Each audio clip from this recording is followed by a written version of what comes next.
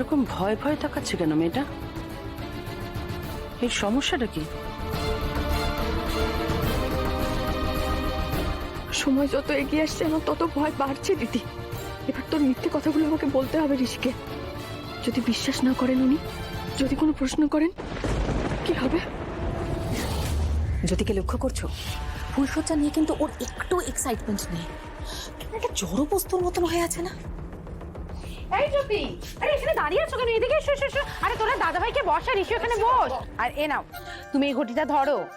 আরে ধরো, ধরে ঋষির পায়ের কাছে বসো। বসে এই জলটা দিয়ে ঋষির পাটা ধুয়ে নিজের চুল দিয়ে মুছিয়ে দাও, ঠিক আছে? ধরো, বসো জ্যোতি, বসো।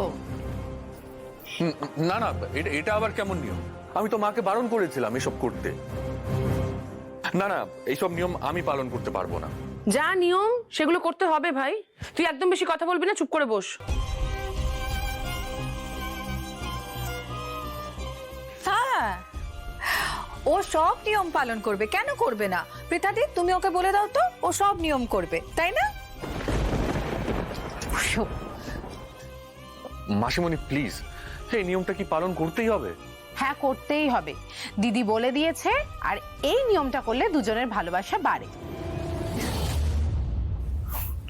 ভালোবাসা যদি বাড়ে তাহলে আমি রাজি।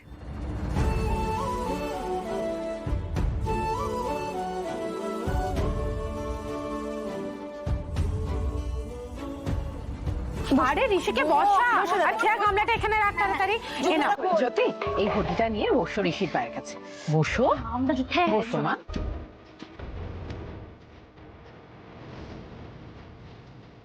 নাও বসো।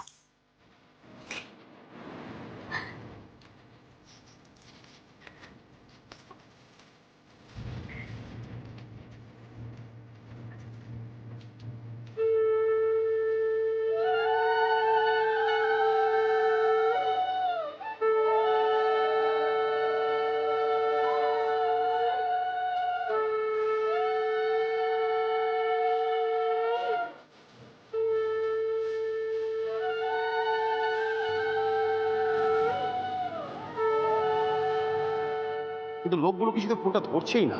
কাদের ফোন করতে সেটা বলবে তো? ওই ঋষি বাবুর যে মেসমশাই আছে না, তারপর ওই যে ওর যে জামাই বাবু।